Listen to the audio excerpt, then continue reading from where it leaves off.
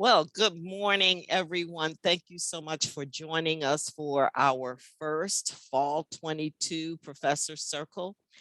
For those of you, I see a lot of familiar faces in here this morning, and I'm so appreciative of you coming and joining us.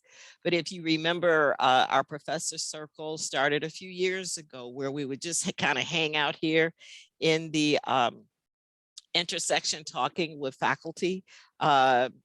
Drinking coffee and eating pastries.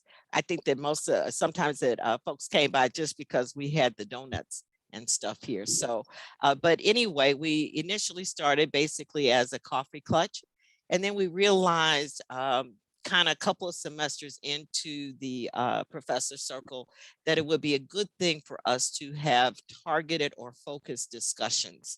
And so since that time, we have had a series that was based upon academic freedom as it related to freedom of speech. We've also discussed most recently what it means to be an MSI, particularly in the academy. We have had discussions about deficit thinking. I see Melissa here, and she's been one of our presenters, as well as Barbara has been one of our presenters. And so we're very, very happy to continue this tradition and to bring topics of discussion that is of importance to you as members of the UNLV community. So without further ado, given our time, I'd like to introduce our interviewee, if you will, this morning, who is Seval Yildirim. I'm going to mess your name up again. No.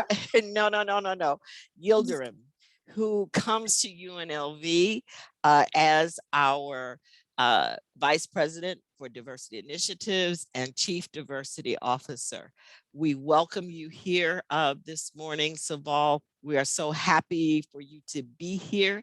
The search for a new CDO is always something that we here at UNLV get excited about. And so we are certainly excited to have you and to have you here with us this morning. And I want to say that maybe this Professor Circle is your first introduction to the campus. Is that possible? Or to many people on campus? So I'd like to say welcome once again. And just briefly, I want to just tell you that for those of you who don't know, Seval joins us from California State University at San Bernardino, where she served as the Associate Provost for Faculty Affairs and Development and Co-Chief Diversity Officer. She served as a visiting professor or visiting researcher at Harvard School of Law, visiting professor at UC Berkeley School of Law, Associate Dean for the Faculty Development, and Professor of Whittier College School of Law, visiting professor at Villanova School of Law, and visiting professor at New York University. She brings an extensive administrative experience in higher education, including the areas of recruitment and retention of students and faculty of color, high school to law school priority pipelines, and inclusive curriculum. Vice President Yildirim's scholarship focuses on secularism, religion, and state relations and individual rights in liberal democracies. In addition to her work in higher education, she also serves as pro bono counsel and legal consultant on various individual rights cases across the United States. She holds a JD, an LLM from the New York University School of Law, an MA in International Affairs from the Elliott School of International Affairs at George Washington University, and a BA from Randolph-Macon Women's College. Welcome, and thank you so much, Seval, for joining us this morning. I do have some questions that I'm going to ask Seval, and hopefully we'll have time for you all to also join in questioning in the last 10 or 15 minutes of this professor circle. Okay.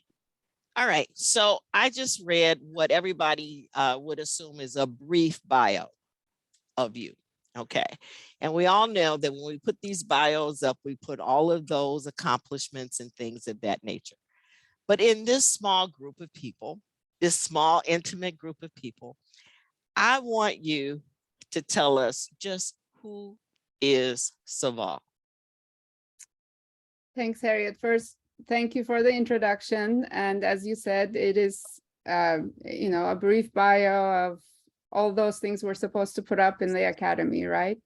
And thank you all for joining us this morning. I'm so excited to have something like intersection in my, division. I think it's such an exciting place, and it's a unique place, actually. I haven't really seen any other such a sort of unit in a different university. And you've heard from Harriet that I've been around a bit, I've been at a few universities. So I think intersection is great. And thank you so much for including me in this conversation. Thank you. So who is Seval? And I hope everyone will just call me Seval, because I understand and appreciate my last name, which, by the way, means lightning, is not easy to say.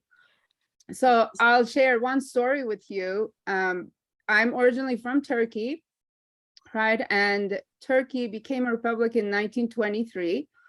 And we did not, as Turks were a linguistic and ethnic minority in the Ottoman Empire, which preceded Turkey. And we did not have last names. It was just not in our tradition, because originally we're a nomadic people. So when the Republic was started, the Constituent Assembly passed a law that required last names of everyone. So my paternal family lived in a very small village. And so the government officials came to the village and said, we're going to give last names to all of you. And they often took either the sort of whatever you did, right, your profession. Like if you were an ironsmith, that would be my maternal family's last name, or if you had a nickname. So my paternal grandfather was a restless man, so they called him fast as lightning Halil, which was his name. And so that was Yildirim Halil. So Yildirim became our last name. So that's fact number one. You cannot really find anywhere else about me. So I came to the United States on a student scholarship when I was 18. And that really just changed my life. And that scholarship was really set aside for diverse candidates. So they were looking for international students at Randolph-Macon Women's College. So I came as the only student from the entire Middle Eastern region. And I'm a first-generation college student. Neither of my parents went to college. First to go to graduate school in either side of my extended family. And I'm really very proud of that fact, because of course I have cousins who followed in my footsteps and outdid everything I did by becoming medical doctors, and one is an oncologist and the other is an anesthesiologist. So I really believe in higher education as a social mobility engine. And that's why I wanted to come back to the academy after I got my law degrees, and made a career of it. I'm also the proud human to 2 greyhounds rescued from the Tijuana racetrack, and 3 birds, medium to large parrots, one of whom is quite bilingual, mixes up Turkish and English intelligently. So that's me. I'm going to move on because I'd like to actually leave room for questions and comments. So I'll try to keep my answers brief. Thank you so much. I like that lightning. Our names oftentimes describe who we are. And in the amount of time that I've gotten to know you, I think that fits you perfectly. So, all right. So, okay. Of all of the professions that you could have gone into, right? Of all of the things that you could have focused on, why what is seemingly the most difficult right in through here, right? Why DEI work? Why diversity, inclusion, and equity? Why that? So I think, it has quite a bit to do with my personal story, coming to the US on a diversity scholarship that really just changed my access to a lot of opportunities that I never even would have imagined. My grandmothers were illiterate, and I've actually written about this in one of my journal articles. So to be the daughter of two women who had no access to opportunity, to be here, to me is just amazing, right? So I think I always felt an affirmative duty to make sure others have access to such opportunities, which is one of the reasons why I wanted to become a lawyer. I did that, hated the practice of law, just wasn't for me. In legal practice, I was what is called a complex litigation attorney. So in each case, you would represent a large corporation, have corporate law issues, environmental law issues, and insurance law issues. So I did all of those. I represented large corporations. I mean, I sued insurance companies, but on behalf of large corporations who had polluted the environment. So after doing that for about a year, I thought, not for me, went back to get another degree in law, and then, started doing scholarship, got a job at a law school that took pride in providing opportunity to first-generation students. And there I saw that we had tremendous student diversity at Whittier College School of Law, but I was one of 3 or so faculty of color. We just did not represent the student body. And students talked to me at length about how they would like to see more diversity in the faculty. You can imagine, I mean, being one of 3 faculty of color, I ended up being the faculty advisor. So Barbara was talking about how, you get put on all these committees, right, when I signed up. Oh my God, I certainly lived that. One semester, I think one year I was on 9 committees, and then like 9 about 10 student organizations. On top of that, I did moot court, traveled with students, and I just about died. And how do you have time for scholarship when you do that? So I really saw firsthand experienced cultural taxation that faculty of color feel and experience in the academy, and sort of how many of our students felt marginalized even when they were the majority population at an institution. And so that just, to me, was, it just moved me to do more and to be vocal. And, I became a lawyer, not because I like being quiet. So, I thought, okay, I'm going to start speaking out now. So I started doing that at my law school, and I mobilized the affinity groups of student organizations. I pushed to hire more faculty of color, and they told me, you can't do it, they won't come here. I said, okay, well, put me in charge and I will bring faculty of color here. So they did, right? They challenged me to it. The year after, as soon as I got tenure, I became the chair of our hiring committee. And of course, we hired outstanding faculty of color with JD PhDs from top institutions, one of whom is now actually a law faculty at UNLV's Boyd School of Law. So when I saw what could be done if we just really care, and if we put our minds and heads and actions to it, and our resources, that was tremendous for me. I really, really felt like I had accomplished something. I was also doing a lot of pro bono work at the time, representing clients in First Amendment cases. And I just felt like this is the path for me. This actually makes me happy. It was the opposite of how I felt suing insurance companies on behalf of large corporations who had polluted the environment. So that's how I got to it. I think, it's like every rose has its thorns, right? Unless you get pricked a little bit, it's not worth the scent. You don't get that beautiful scent. So that's how I ended up doing this.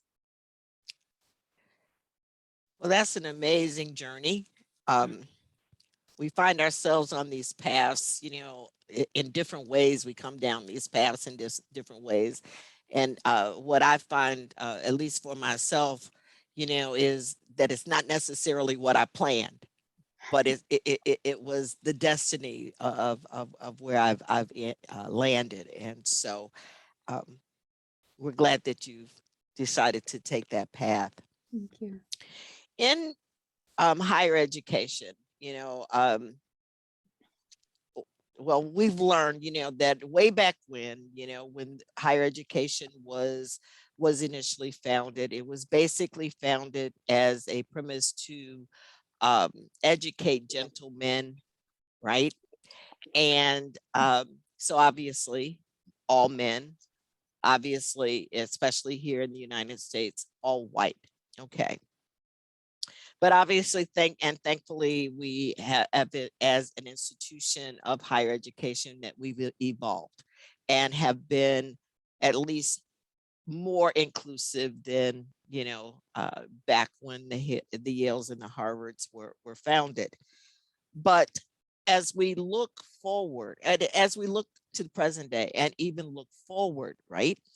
Why is diversity, equity, and inclusion so critical, remaining so critical in higher education today? Sure, yeah. So I should share with you one thing. I guess I could have sort of added into my who's Seval kind of answer, is from 6th grade until college, I was educated in unisex environments. So I went to a girls' school, 6th through 12th grade, and then to a women's college until graduate school. And I really think, usually we think of those environments as more conservative, but my experience was the opposite. It was incredibly empowering, right? There were no boys around. So everything went to women, right? So we were the leaders. We didn't have to fight to have our voices heard in the classroom because it was all us. So, and the stereotypes just didn't apply because we had to be the leaders. And that was incredibly empowering. And I always felt like, why do I have to be in this special environment to feel that way, right? And neither of those institutions are unisex anymore because the market just didn't support that. And I think that is a great thing, right? Market shouldn't support that because we should have that empowerment in every context. So for me, the importance of diversity in higher education can be explained in multiple different ways. In fact, I don't remember the names of the authors, but there was a recent study from Princeton, 2 psychology professors. I'm happy to find the name. It's in my email. I emailed the article to myself. It's a great article. So they look basically at a number of different universities with diversity programs, right? And they look at how the universities justify the importance of diversity, equity, and inclusion. So one explanation is it's because it fosters a better learning environment, right? We always hear that. A diverse classroom brings together multiple different ideas, perspectives, backgrounds, so the students have a richer learning environment. They understand how to better counter difference, right? And how to enrich their own experiences as a result. So the authors in this study, which really resonated with me, called this approach the utilitarian approach, right? It's utilitarian in the sense that it helps us create that better learning environment for everyone. It has a utility, right? And if you just think for a moment, that really helps the white students, right? Because they're the ones getting the diverse perspectives. But we never really think of it that way, right? Who is it whose experiences are enriched first and foremost, right? Especially if we think of sort of the earlier days of desegregation and sort of affirmative action, earlier days of justifying why there needs to be diversity. And of course, being a lawyer, right, I'm very familiar because I taught constitutional law for many years. So I taught these cases for many years in my classes, right? Why is diversity important? And the Supreme Court's approach has always been that diversity helps students learn better. So that's really a formalistic or a utilitarian, whatever you call it, reasoning. And it's a very good and valid reasoning, even though it may be from the lens of what benefits white students, right? At the end of the day, it's a good reasoning and gets us to a good place. The other approach, the other reasoning the authors highlight, and which really is what matters to me more, is because it's the right thing to do, right? Because we as a society owe one another that access to higher education, especially if we, as I do, believe that higher education is that stepway, is that stepping stone to opportunity and access to opportunity. I really believe that institutions like UNLV or the one I came from, Cal State, San Bernardino, or all of the Cal States for that matter, these public universities, I think we are social mobility engines. I heard one of the Cal State officials use that phrase once, and I really love it. Social mobility engines, right? We bring in students who otherwise may not have had access to higher education, and they see a whole new world and a world of new possibilities. That was the case for me. And so I think for that reason, diversity matters. So that usually speaks to student diversity, right?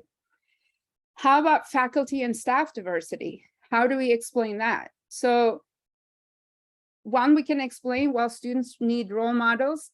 Representation matters. They need to see their own experiences in the leaders, in the staff, in the faculty who serve them at the institution, right? Because we're here to serve our students at the end of the day. That's why higher education exists. But if we diversify our faculty and our staff, then that helps our students and it helps our learning outcomes. This has been proven by studies. And then I'm going to go back to, and it's also the right thing to do, right? Because everyone owes that access to these jobs, these opportunities, because I'm going to say being a faculty member for me was like best job in the world, right? Of course, you might say, why are you in administration? It's just a dose of insanity. But you know, you have to be a little crazy to want to be in administration because it's an incredibly stressful job.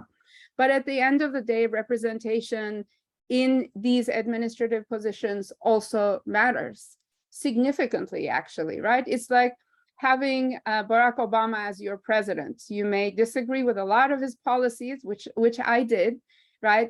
Especially in international, in the international domain, but I would support him any day because representation matters. It makes a huge difference to have a Black man as the leader of the country, right? For all those new generations that are coming up, not to mention all the generations that are currently here who presumed that could not happen. So it's the same with faculty. It's the same with any level of leadership in higher education.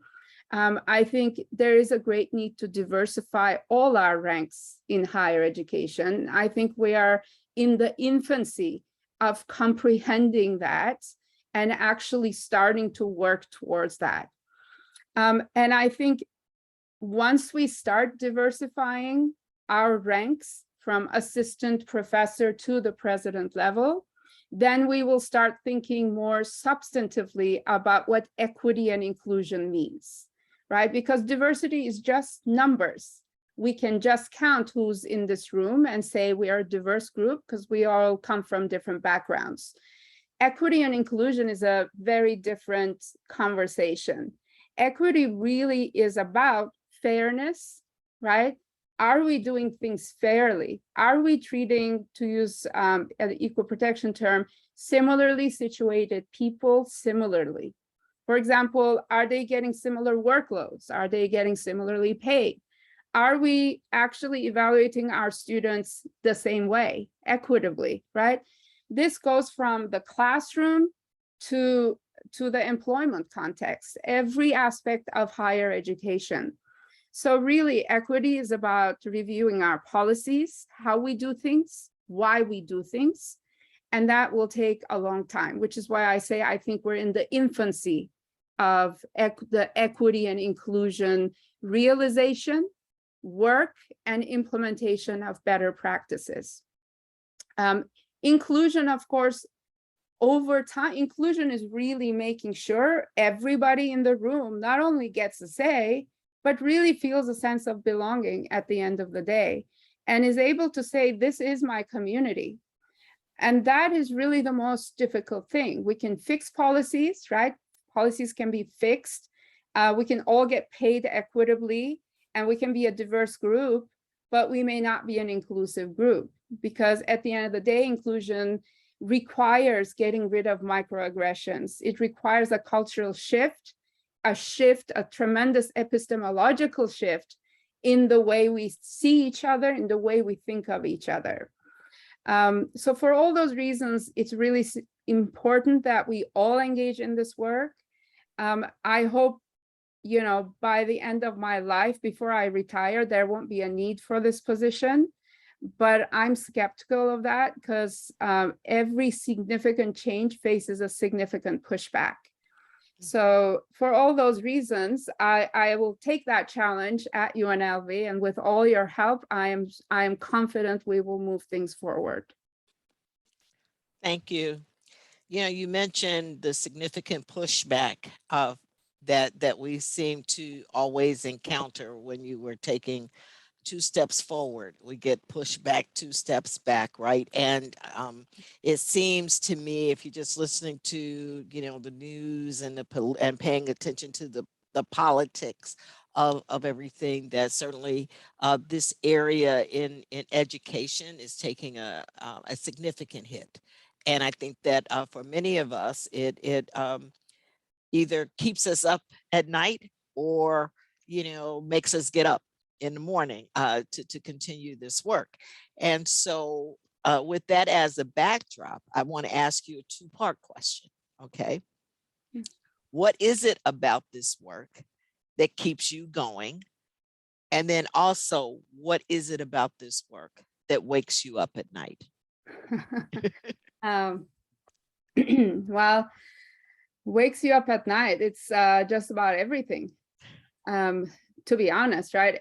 Because every day I have new conversations with people and learn new things that are going on that we can really do better on. So all of that keeps me up at night. I think everything from equity gaps in student outcomes, whether we're doing our institutional duty, to faculty recruitment and the practices that we're engaging in, not just at UNLV, because I'm still learning UNLV, but certainly in my previous position. And sometimes it's just the nasty comments that are made. For example, I had one department chair ask me in a meeting, he wasn't happy with me. So he said, "Do you even understand English?" And I was just like, yeah, okay. You know, and you just kind of like shake it off and move on. You move on in the moment, but then that, you know, sort of rises up at night in the middle of your sleep, and you just wake up like, what did he really just say? You know, and then it keeps you up a few days, but that's why I live with greyhounds and birds. You know, I get up and hug them and go back to sleep. And I have a great, really supportive husband who's great, and who himself writes about equity, who's also a law professor, writes about equity and issues related to that, and racial justice. So I think that's really that, you know, just pretty much everything about diversity, equity, and inclusion. Any kind of significant change you propose will bring out nastiness, because people act out of fear, and so they go to a place of, you know, not kindness, lack of kindness. What keeps me going is you know, every time I am actually able to make a dent I think that's amazing. Like in my previous position, is this one of the future questions? Can I sort of jump? Mhm. I Sure. think Harriet has a question about, one of my successes in the past related to DEI. So if I may jump, Harriet, to that, Yes. Yes. I'll combine the two. My previous institution, I think most people have an idea of California as a very progressive place where DEI work is really easy and smooth and you don't really face a lot of obstacles. That is simply not correct. First of all, in the state of California, we have a constitutional provision called Proposition 209, which prohibits consideration of race in the hiring practices of any institution. So you cannot consider race as a variable, either as an affirmative action act or otherwise in hiring practices, which makes it, of course, very difficult in terms of diversifying your faculty, right? So for example, I got threatened multiple times, some faculty who were unhappy with me would come and say, I'm going to report you to the Attorney General. I think you're violating Prop 209 and things like that.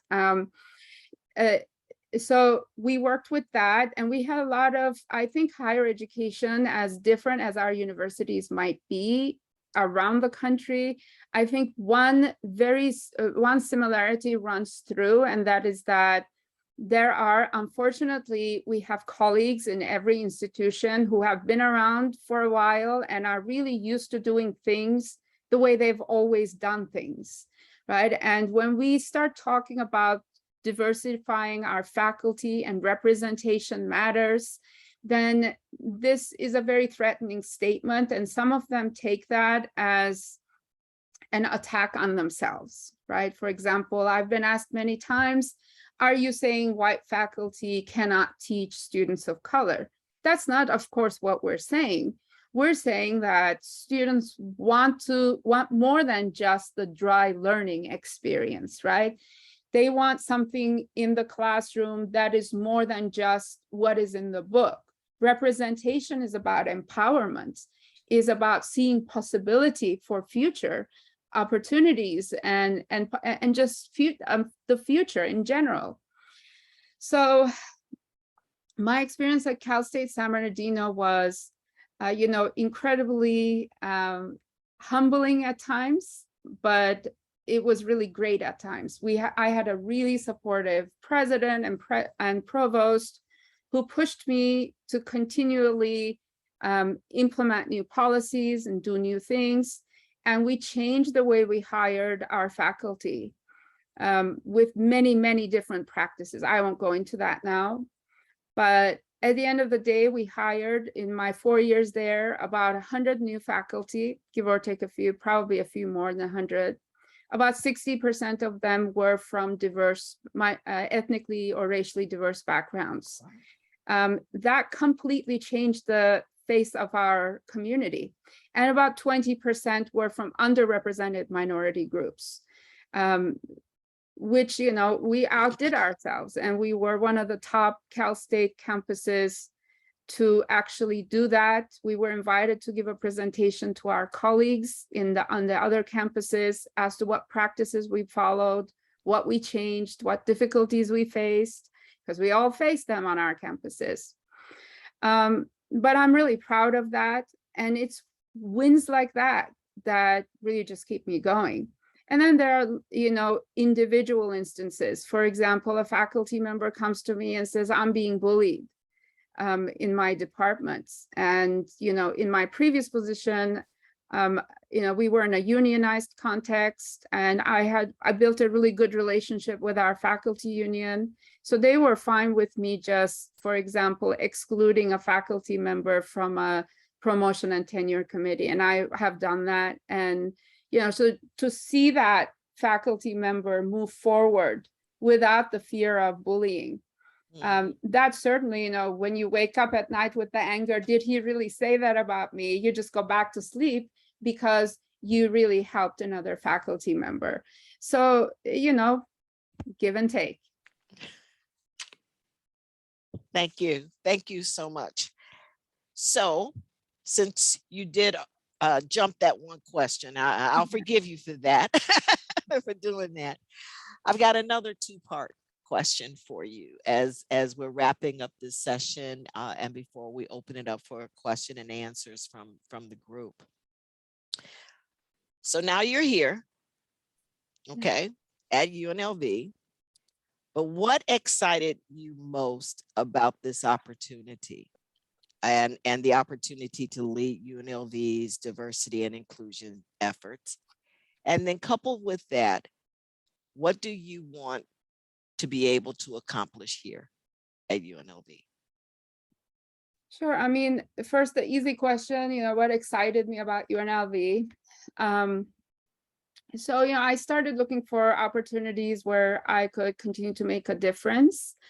And when the UNLV opportunity came up, I will admit I did not know that much about UNLV or Vegas. It was mostly Vegas that kind of scared me, do I really want to live right near that strip? And finding out the environment was great. But UNLV, for me, like I mentioned earlier, is social mobility engine. It really is. And so I would not want to be at an institution that is not a social mobility engine. So the diversity of the student body, the communities that surround UNLV, the diversity of the communities that surround UNLV, which I did not know before. Learning about that was incredibly exciting because, as public institutions, we also serve the communities that surround us, right? We make a tremendous difference in the lives of our community members. And seeing that UNLV really cares about that and does that, and that I would have the opportunity to engage with community partners, go to donors, and be able to fundraise for DEI. And seeing that there was top-down and bottom-up support for pushing DEI at UNLV, DEI forward at UNLV, I think all those things were really, really exciting to me. I genuinely felt during my interview process an excitement about what more could be done. And that's really great for someone in my position, right? Because this is not the kind of work one does. This is the kind of work one facilitates, right? I am mostly a facilitator. It's not what I do. It's the conversation one has with this and that person around campus, and just seeing that there was so much interest for that. And also seeing that there is opportunity to do more, to educate more. All that was really very exciting for me.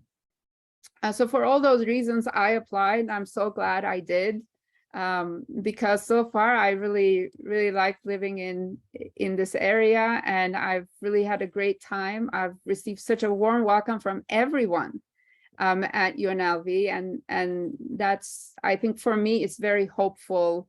Looking forward to what we will all accomplish together in the next few years.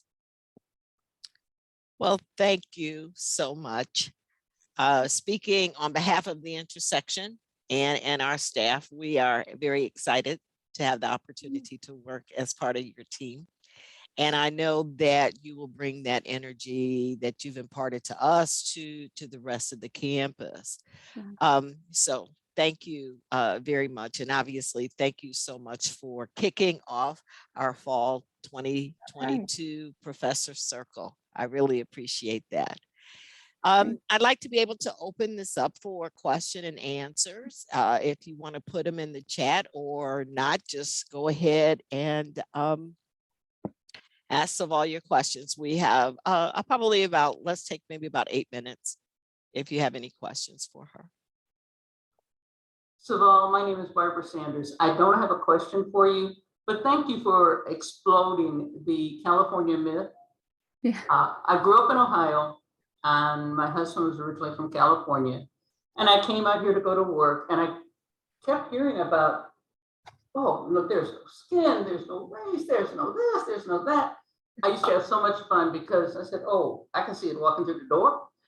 And then all you do is just scratch a little bit, watch it, just go to pieces. So thank you for letting folks know that it is not the land of milk and honey as the advertisement goes. And the work there is a lot harder as a result. Yeah.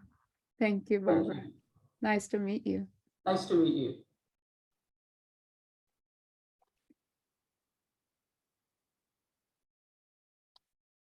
I guess I covered everything. I guess. Leave it to the lawyer. Seval, Yes. this is Eduardo Robleto. I'm at the School of Life Sciences. We met we met yesterday. Yes. How do you what are your plans? Interestingly, DEI seems to be a boom term nowadays. What really tells what are your plans to assess climate? Somebody can say, and again, you're gonna find a lot of middle management. Oh, I want diversity. I want this. I want that. I want to support my diverse faculty. But that's all in lip service in what I've experienced. And so, what are your plans for assessing climate for change? Right. So I agree with you. Being a lawyer, you're basically suspicious of everybody all the time. And so you don't really believe everything you hear. But in terms of my plans, so, right now I'm meeting with the management, as you put, upper and middle. So I'm meeting with the deans, AVPs and VPs. I'll move to the department chairs.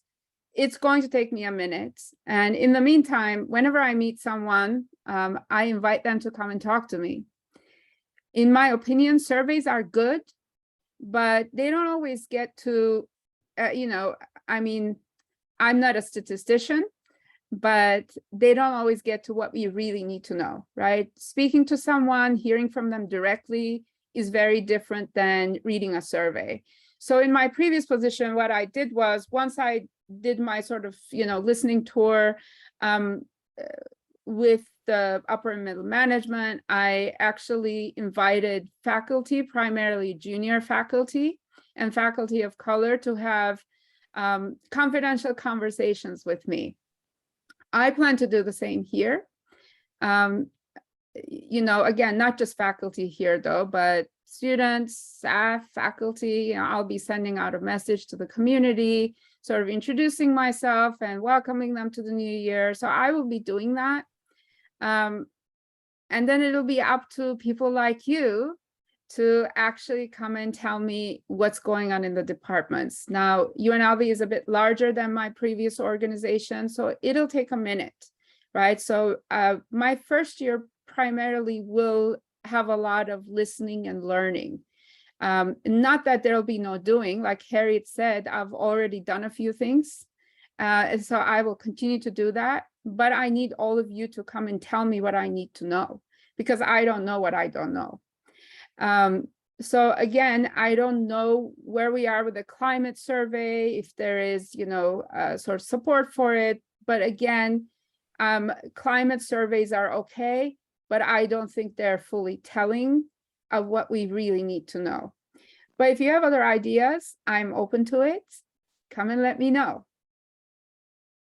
Thank you very much. And please invite me. I'm going to come loaded with facts and data. Okay. And I'll be happy to say it in front of middle management. I don't need to have a confidential. No, I mean, your conversations with me will be confidential until you allow me to actually reveal them. I did get your email and I will respond to it, I promise. All right, thank you so much. Okay.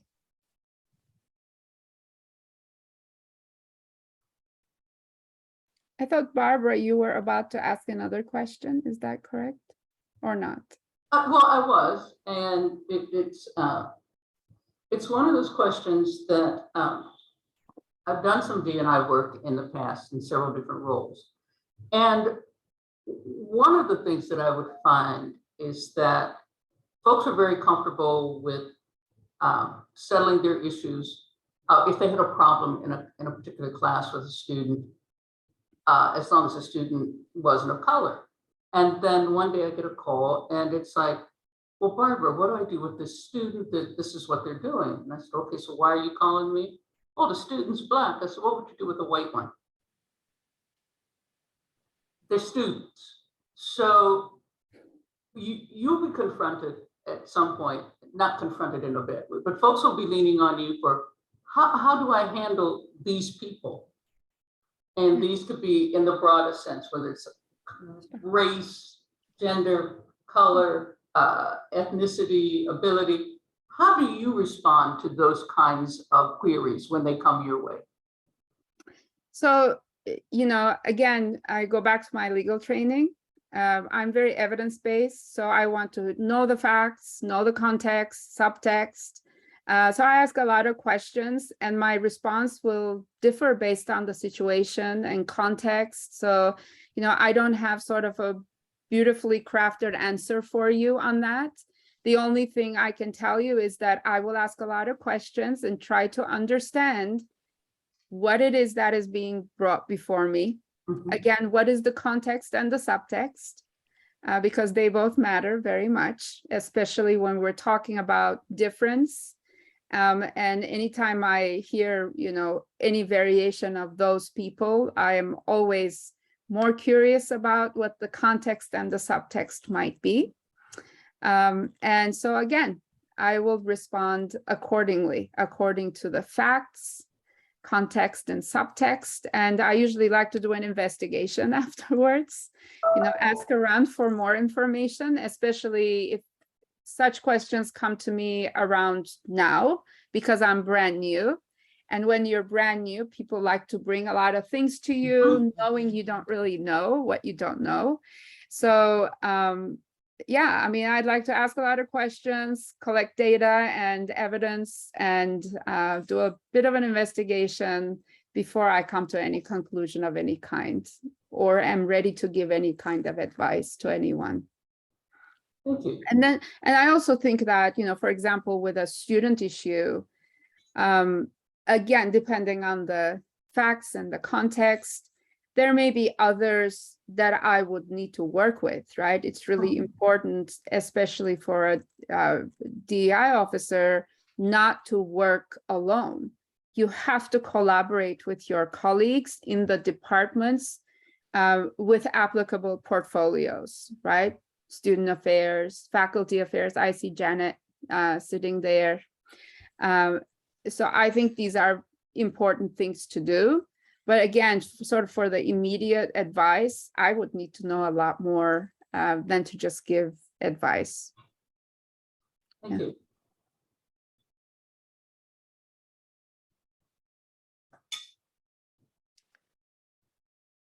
Do we have any other questions for Seval this morning?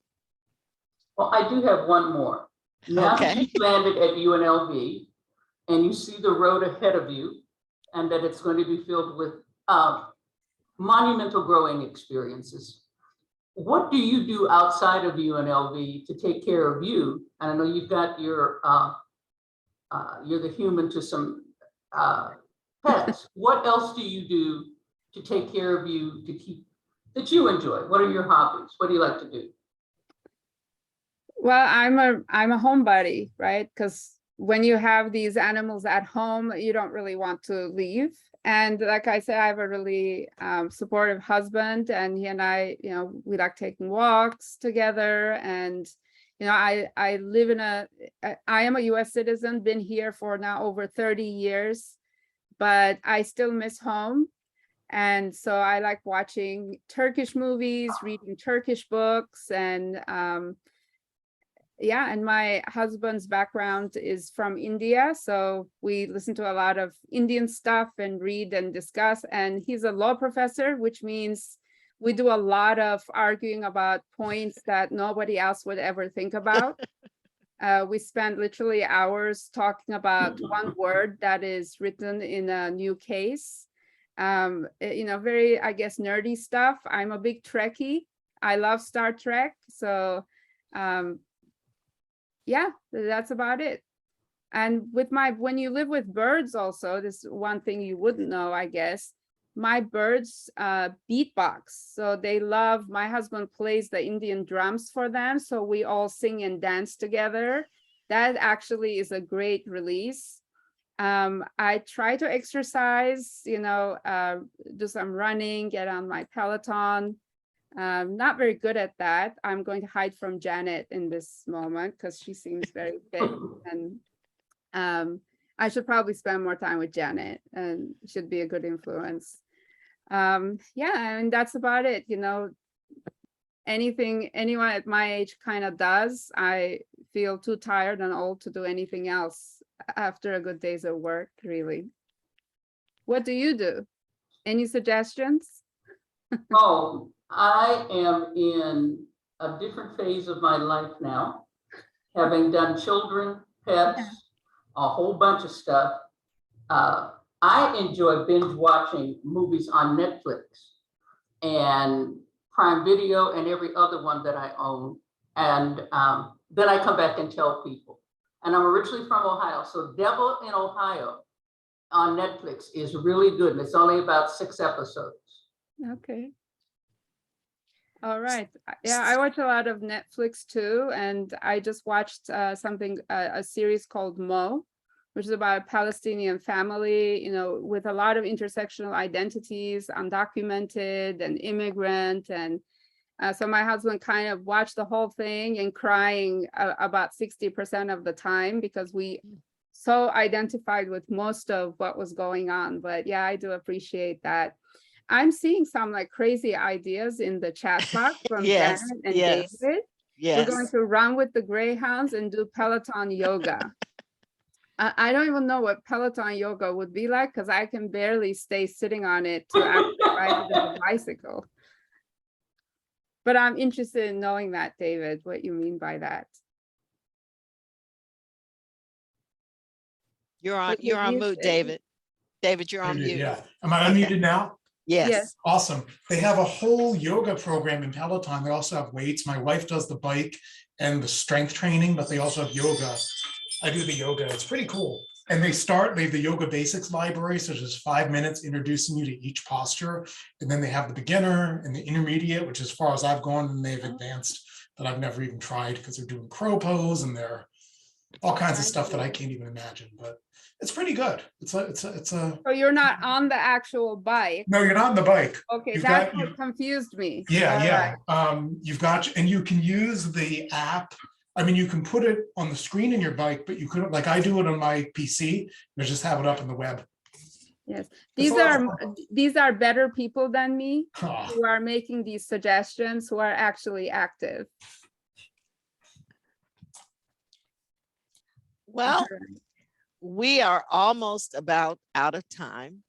Again, I want to thank you, Seval, for joining us this morning. I do have a quick little evaluation form or assessment form for you to fill out. If you will, indulge us on that. I'm going to put that link in the chat. Okay, so there is that link. If you would just take some time to fill that out, we would really appreciate it. As a reminder, the Professor Circle is the first Wednesday of each month. So next month we will be back, as well as in November. In October, we will be talking about the UNLV Search Advocate Program. And so really invite everyone to return with that particular program next month, and make sure that, letting your colleagues know that that discussion will be led by Nicole Hawkins, who is over that particular program. And then in November, we will be wrapping up with Jessica Impalaria, who is with the Administrative Faculty Council, and we will be discussing issues related to promotion and even retention as it relates to administrative faculty. And so we're looking forward to that particular series also. Again, I want to thank you all for coming this morning, and I'll see you next month. Again, Seval, thank you so much for joining us this morning. Really and thank appreciate you, it. Harriet, and thank you, Anna, for running such a great program in the intersection. Thank you all for joining us this morning. Welcome to UNLV. Thank you.